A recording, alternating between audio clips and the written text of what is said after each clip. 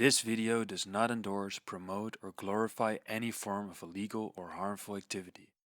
Hey guys, young Psychonaut here, back at it again with another video, and today we're going to talk about substance ethics. And this is a pretty, I think, contested subject, mainly because I feel like not a lot of people are really thinking about this aspect when they're trying substances. But for me personally, this has been a great deal of importance in the last couple of years especially, but also throughout my whole life as a substance user. I just feel like there's a lot of potential suffering you can cause by doing substances wrong. I think there's also a lot of stigma around substances always causing suffering. Like some people are under the impression that drugs are always bad. I don't believe that at all. Honestly, I think you can actually enrich your life with the proper substance at the proper time, at the proper amount, at the proper frequency. But yeah, let's get into how I would define ethical or unethical, etc. Because these definitions will vary extremely from person to person. Everybody has their ethical subsystems, everybody has their own beliefs. Maybe you're religious, maybe you have strong, nationalism or whatever that causes you to act ethically or unethically in certain ways. For me personally, I wouldn't call it an atheist because I don't believe 100% that there's no God, but let's say I don't believe in any of the religious gods that are defined in any of the religious texts, because they all seem bullshit to me. So my ethical system is mainly from actual I would say my upbringing. So just my parents being nice people, I would say, not trying to cause suffering in the world. And the other one is just actual philosophy classes that I took in uni. So my ethical framework will be, I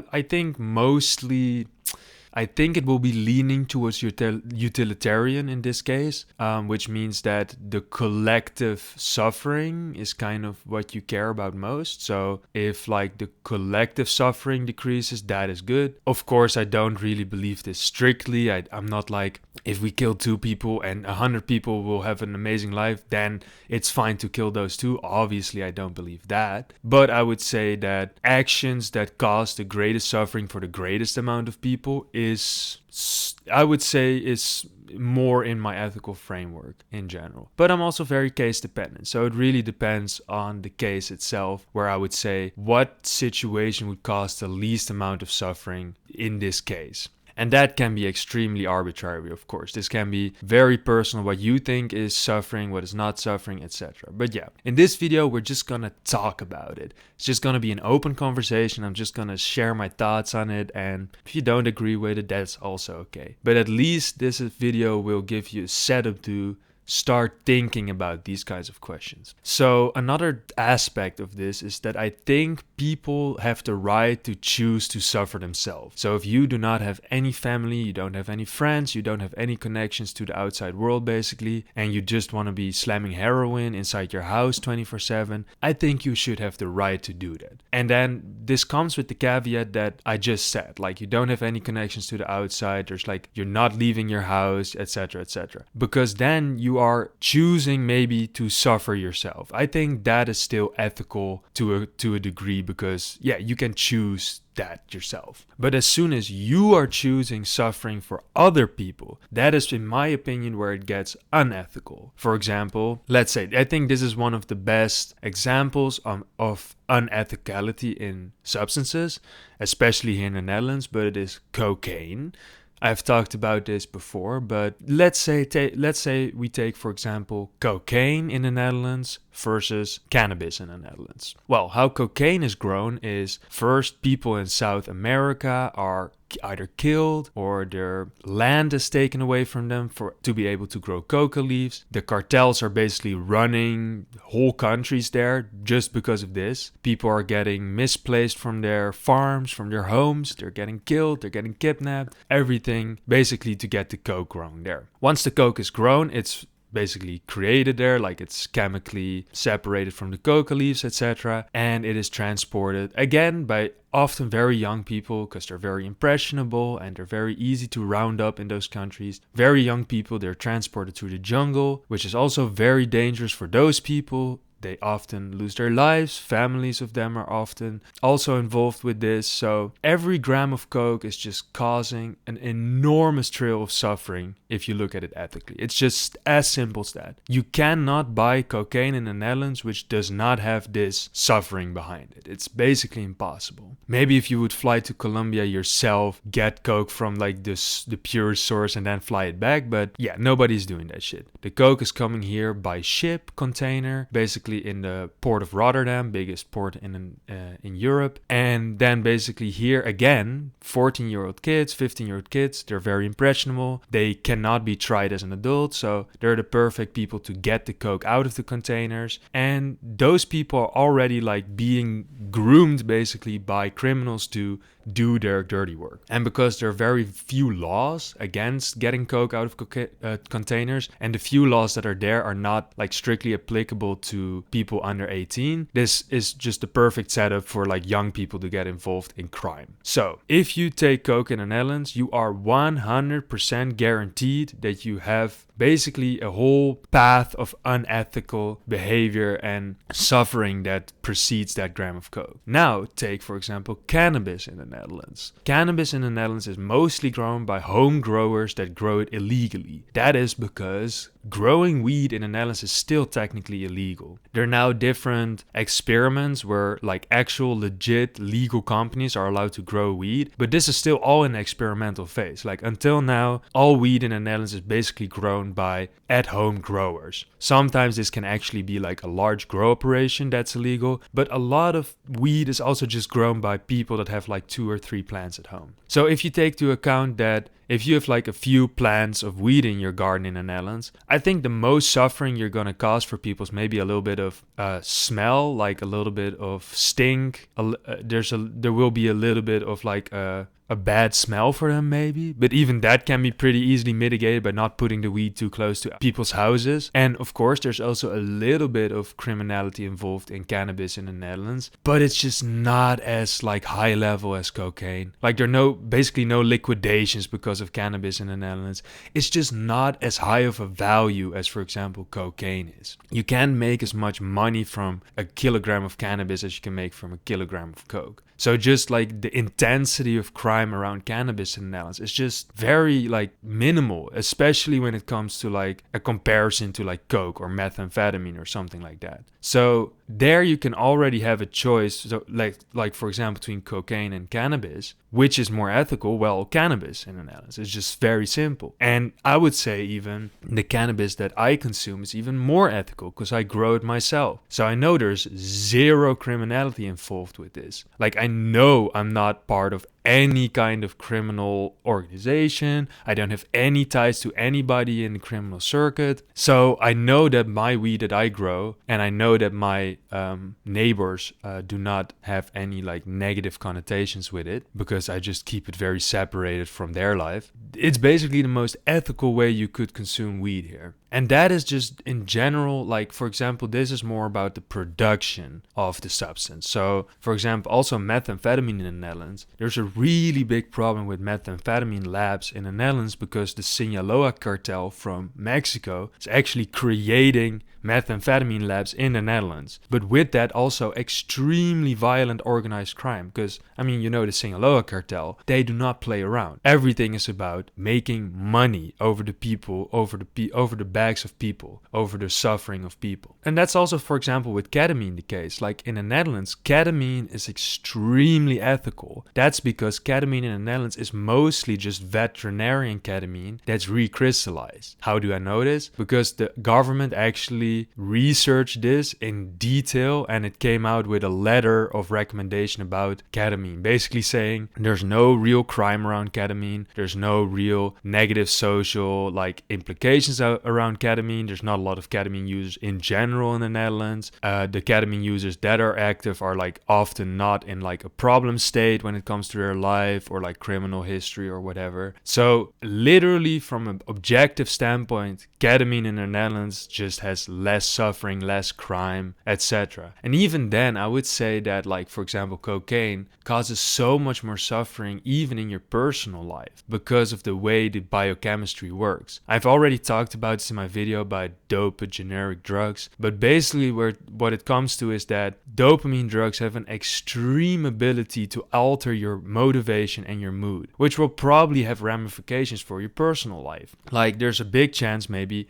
you'll have less good performance in school or work, or maybe your social life is suffering because of it, or like your connection to your family, etc. So I think if you make others suffer through your substance use, that could also be considered unethical, or at least less ethical than if you do something which implicates nobody. Like if I do some shrooms in my house and my family doesn't know, nobody knows, I'm the only one who knows this, then it is basically impossible for me to cause suffering in anybody. And if that shroom trip then also not makes me like perform less in school or have less relationships or bad mood, then I'm not bringing anything negativity in the world by doing that. So in my sense of ethical frameworks, it is ethical to do that. But let's say, for example, my benzo habits, it destroyed my relationships. I didn't basically talk to my family for a year. I had terrible mood. Like, I was really annoying to my friends when I did benzos. My partner obviously was suffering because of it. Because of my benzo habit, I created so much suffering for myself and the people around me that I would deem that as more unethical from substance use standpoint. And ethical here is a very loose word. I'm just talking about how how does it influence the world and people around you? Like, ethics are designed for us to live together in a better way. Because if everybody would not have any ethical frameworks, then it would just be chaos and total, like, there would be no way to have a normal society. So I would say being more ethical when taking substances is definitely something that will help society and will also be positive for you, I think. Let's talk, for example, about alcohol. Well, we all know that alcohol is produced by legal vendors. So in that case, I would say the production of alcohol is generally pretty ethical. Now, you can make a case about alcohol companies having basically a monopoly on your health because they are allowed to sell you poison legally and not really actually acknowledge that at all. Like, for example, cigarettes, in the Netherlands, they have like the really, really shitty looking packaging with all the warnings on it. It's all like brown colored. But alcohol here in the Netherlands, you have a whole supermarket aisle full of, two supermarket aisles full of alcohol, everything with beautiful bottles and beautiful logos and colors and flavors and everything. So there's no acknowledgement from the alcohol industry or government that it's a poison, at least not when it comes to any of the packaging or how it's sold. But we all know that alcohol causes major societal problems. Like, almost all domestic abuse is somehow instigated by alcohol. Like, a lot of domestic abuse is triggered by alcohol. Traffic accidents, roadkill, like, there's so many things. Like, basically the whole medical system would be so much better off if alcohol didn't exist. There's literally like 10 cancers that are caused by alcohol, a fact which a lot of people also don't recognize. So drinking alcohol, almost by definition, statistically, will bring unethicality with it. Like, I know that you are a very good alcohol person, you would never do such things, etc. But do you think that the people that cause traffic accidents go behind the wheel like, yeah, I'm fucked up, I could cause a traffic accident and, I don't care about it? No. People underestimate how drunk they are or how inebriated they are. And that can happen to you too. That can happen to literally anybody. And you're talking about, oh, I'm not a domestic abuser, etc., etc. But there have been a lot of cases where people that are not abusive maybe become abusive over time because of the alcohol problem, etc., etc. So there's a lot of like unethical things happening around alcohol and being instigated by alcohol. Personally, I do not drink alcohol. One of the reasons is because I will behave unethically. I will throw out the window my moral compass if I drink too much alcohol. And I think a lot of people will not recognize this about themselves and will continue to endorse this substance, will continue to do it. Like, the thing is, I'm fine with people doing alcohol. It's just so weird to me that something that causes so much suffering, that's so unethical in a sense to be a normal drug, that it's so hyped up in society. Like, you have alcohol commercials who are just like basically as sweet as a perfume commercial. Like, there's just, it feels like to me that if we want more ethical substance use, we should really look at how society is impacted by such a substance. Like, for example, cannabis, yes, it does cause suffering. Yes, of course, there are people's families who will have negative experience because of cannabis, or people who will have very bad like mental health because of cannabis. But in general, it causes way less suffering in society, because generally cannabis users are not going to be like vandalizing things. They're not going to be screaming in the streets. They're not going to be harassing people on the streets. But alcohol like will do that to a lot of people, where there's a really big problem in a lot of Dutch cities with like people,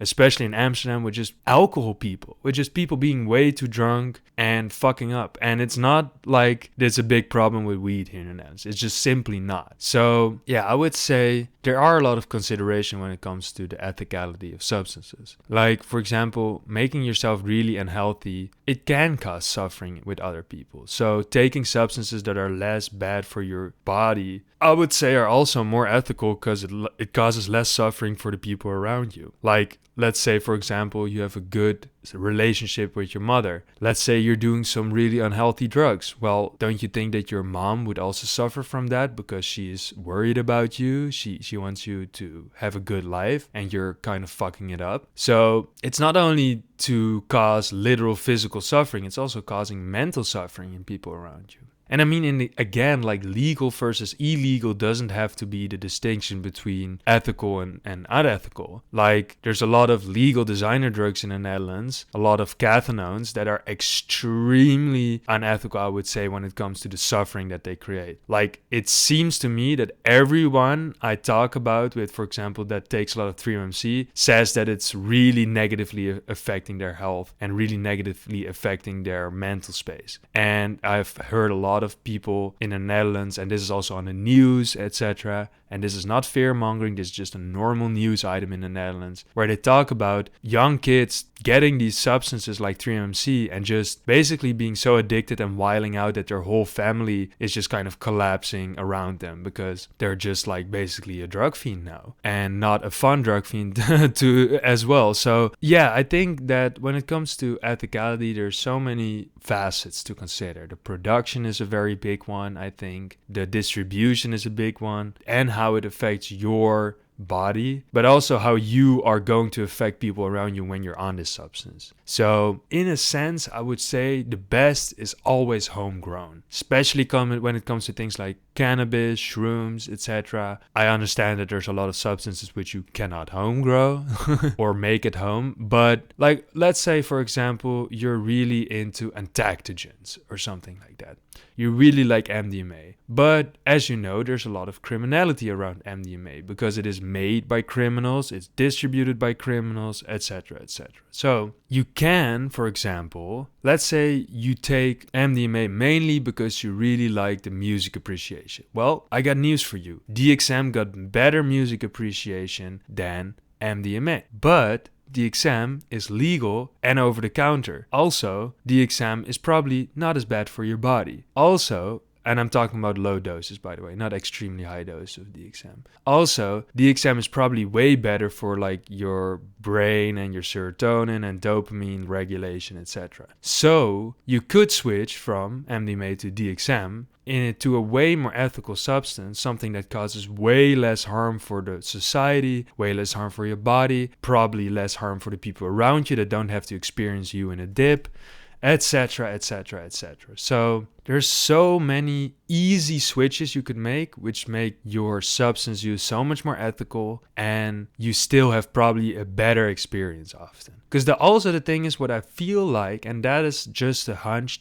don't take my word for this, but I feel like the most unethical substances are often also very popular. for some reason. I feel like alcohol, cocaine, 3-MMC, MDMA, tobacco, these substances are all very, very popular, but also very, very harmful, especially compared to a lot of more fun ones that are less harmful. So yeah, consider all these things. Think about it yourself. How does your ethical framework fit into all this? Maybe you don't agree with me at all because your ethical framework is just very different from mine. But I think most people can agree that something is more unethical if it causes more suffering for more people. I would say that's a pretty strong baseline to go off of. So yeah, guys, think before you do a substance. Am I harming loved ones? What about society as a whole? Am I harming myself? How does this get produced? How does it get distributed? Etc., etc. And in the end, it doesn't matter if you do unethical substances. It's just something that makes me feel good or makes me feel better about the substances that I'm doing. If I feel like I'm not causing any negativity because of my substances, that also reinforces the idea that it is okay sometimes to do substances. Whereas when I just was causing so much suffering for the people around me, it really did feel like I felt guilty for taking substances because obviously I knew that I was going to cause suffering to others. But because of my addiction, I just did it anyways. That was just my thoughts on this topic. I think it's just a very interesting topic that a lot of people do not think about when they take substances. But it is something that I think we as a society and we as a generation need to talk about, because I think it's getting a little bit out of hand with the dumbass substances we're choosing as our main